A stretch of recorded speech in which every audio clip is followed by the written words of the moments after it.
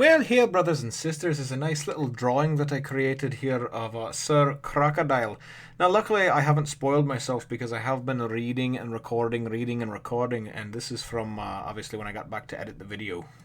One Piece, Chapter 154, On to Alabasta. Well, hello, my brothers and sisters of the Nerd Nation. I, as always, am Jim, here to bring you another review on the awesome and just intricately woven tale of One Piece. Our last couple of chapters have really seen things winding down on Drum Island, and certainly seen our crew getting together and preparing to leave for Alabasta. That is where things left off, of course, in the last chapter was, Chopper and the Straw Hats getting to the boat, to the Going Merry, and setting sail for Alabasta. And then also to the, of course, the pink snowflakes, from using Dr. Hiralook's cherry blossom powder or whatever it was that he had developed. Of course, Kureha had put that in the cannons and fired it out, and the night sky was lit up brilliantly in black and white. But we can imagine how nice it looked with the pink. So that's where we left off. And that's where things pick up. And there's a lot that happens in this chapter. And I really, going back now after getting through, 8 or 10 or whatever arcs that it's been, I've really noticed that it seems like the arcs are very self-contained for the most part, and it seems like, at least so far, Oda, the method to his madness is, giving you important world-building shit is all in that chapter or two in between, this arc to this arc, the kind of the bridges. So it's really kind of cool. It starts out, and and it's back on Drum Island. And Dalton is sitting there talking with Kureha still, and all of a sudden one of his guys comes running out, and he's like, Dalton! And he's like, I forgot to tell you, And he's like, what? Hey, I got to show you this. And he shows him a poster, and it's the wanted poster, Luffy's bounty wanted poster for his 30 million berries. And Dalton says, 30 million, and then Kureha comments on that and everything else. And then he says, how did you get this? And he goes, I forgot. About a week ago, this mysterious figure came rolling through town, through one of these villages, and they show this guy, and he's got this longer hair, and he's got a hat on, and like a long trench coat. And at first, I'm thinking, Shanks, because now Shanks, obviously, since whenever he was informed by Mihawk in around chapter 100, knows that Luffy's around and about and has seen the bounty poster. So that's what I thought at first. We find out very quickly that, in fact, it's not. It's a character named Ace, who I've also heard the name thrown around of. So I don't know if this is a main character or somebody that becomes a main character. But the bottom line is this mysterious figure appeared about a week ago and was asking around town about Blackbeard. And because he was tracking him or chasing him or whatever the case may be. And the townsfolk had told him, no, he's long gone. Of course, if you remember, Blackbeard and his crew are the ones, the five, him and his four other crew members are the ones that ravaged the country, causing Wapple to take off like he did. So all these are important, world-building events. And anyway, he winds up going and saying, listen, and then he asks if you've seen, a pirate with a straw hat. And they say no, because, of course, they hadn't seen Luffy yet. And he says, listen, if you do, do me a favor and tell him that I'll be waiting in Alabasta for him for 10 days and, to meet me there. And they said, well, who are you? And he says, I forgot. The name's Ace, And then he goes and disappears, and there's some funny bit about how he didn't pay for his food or whatever, and he's like, oops, and he takes off. So this character Ace is going to be meeting him in Alabasta. It then goes, and that was kind of through a flashback, and then it goes back to Dalton, and Dalton says, well, no matter, they're headed for Alabasta anyway. And he says, well, how do you know? And then he goes and kind of shows his little, flashback and memory about how he recognized Vivi and doesn't know why she's with pirates. There must be a reason for it, though. But he remembers from meeting her, 6 years ago at the World Government Summit meeting. So all very cool stuff. Then what really kind of strikes me that's kind of neat, and a lot of people have been talking about different things with Gold Roger, and then I was corrected chapters ago, it's Gol D Roger. And as dense as I am, I just did not make the connection until now. Kureha is looking at Monkey D. Luffy's poster, right? And forgive me if I'm a little slow here, but Gol D Roger, because she goes and she says, she says to Dalton, have you ever heard of Gol D Roger? And he's like, you mean Gold Roger? So Dalton was very much like me, he's like, what, is that what they're calling him now?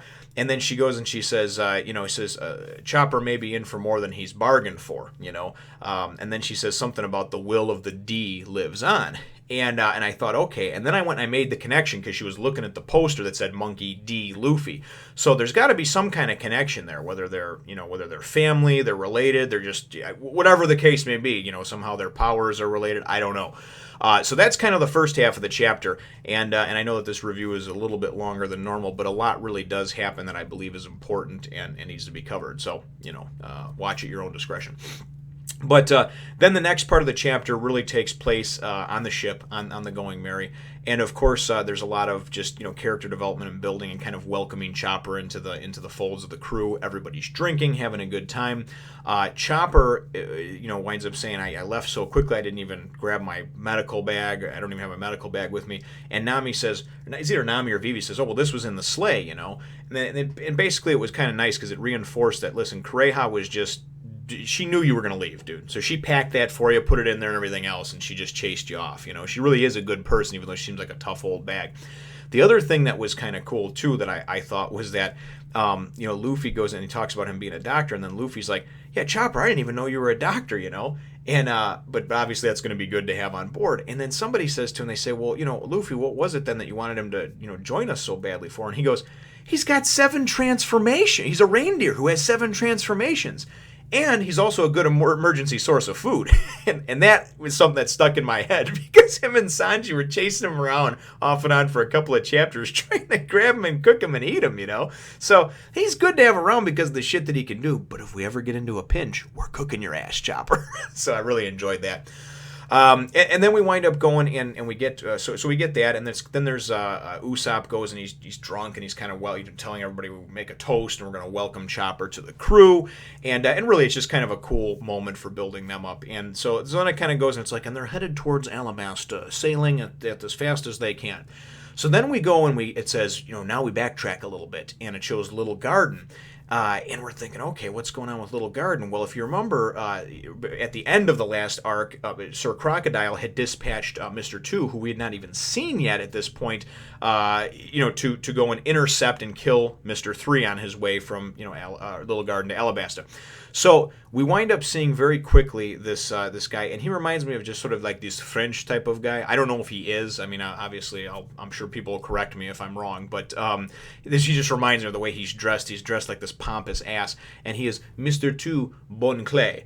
And he's basically got one of his guys, and he's like got him up against a wall, and he's slapping him around, and he's like, "So what is going on?" And he also mentions something about the obviously they sailed to Little Garden in the hopes, going from Alabasta directly to Little Garden. There's only one real shipping lane, because if you have an eternal pose or the type of pose that you need to get to that island, it's only going to take you that way. He says, and not even a rowboat got past us. We checked every ship on the way, and they were assuming that they would intercept Mr. 3 on his way from there. Little did they realize everything that transpired, Mr. 3 getting his ass kicked and defeated and everything else. Mr. 2, though, ultimately his thing is listen, I don't want to be on the chopping block for Mr. 1 and his partner. If I fuck this operation up, I'm done, right? So it's so that's his whole deal. So he's slapping around one of his guys, blaming him basically, like you must have missed the ship type of thing. And again, it just sort of shows that he's like this pompous ass, and then he has something about the come my way Kempo style. He says, I'm very much a believer in the come my way style, and then later on when he says, so if you don't want to become a victim of my come my way Kempo. I don't know exactly what his deal is, but to be honest, for the most part, all the Baroque Works agents, in my book, are pretty much so far have just been throwaways. I don't really care for a lot of the characters. Some of them are okay. They're not bad. And again, that's just my opinion. I think Sir Crocodile is probably going to be a cool badass, and we'll see about, Mr. 1 and all that stuff. And I like Miss All Sunday. She's pretty cool, too. But for the most part, a lot of the characters to me have just seemed like just characters that I haven't identified with, haven't enjoyed, have not just liked. They're just unlikable to me. So this Mr. 2, Mr. Bonclay, is no different. But the general gist of what happens is that they're getting back on their ship, the Swanda, and they're going to go as fast as they can back towards Alabasta so they can hopefully, head off or find Mr. 3. And that's his whole deal, right? So we don't know exactly what his powers are yet or anything like that. We just sort of see him, and again, he's just sort of dressed as this kind of French pompous ass, Apologize if I bothered any people who are from France, but that's just how he acts. So that the stereotypical Frenchman, So we go in, and then we go and we get a brief. The chapter just about ends after that. We get a real brief couple of page thing where it shows Miss All Sunday. It's back on Alabasta, and it shows Miss All Sunday, and she's reading something to Sir Crocodile, and she's like, or Crocodile, we'll just call him, and she says, it says something about pirates and Alabasta and this and that, and Crocodile's like, don't they know I'm here? He's this pirate, he's this warlord.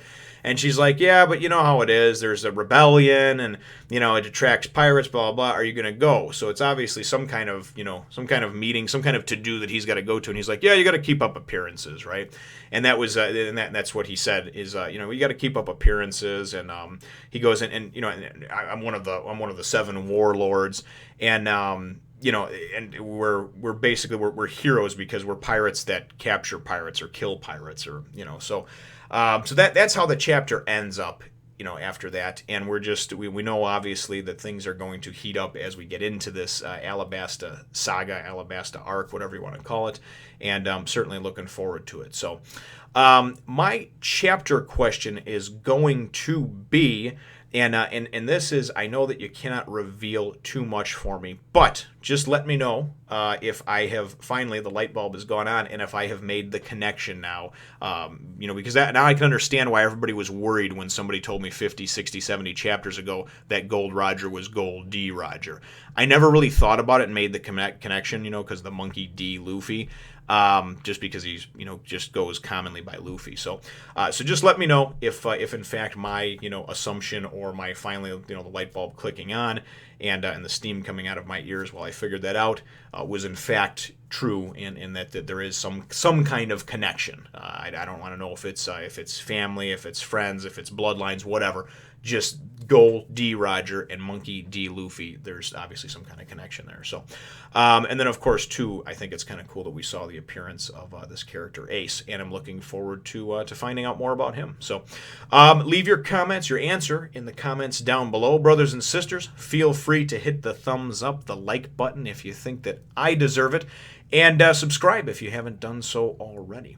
We will look forward to catching you in the next one, Nation. As always, brothers and sisters, thank you so much for watching the videos, liking, subscribing, commenting, sharing, and ultimately spreading the word of the nation. Here's a little picture I did quite some time ago of old Iron Mace Elvida.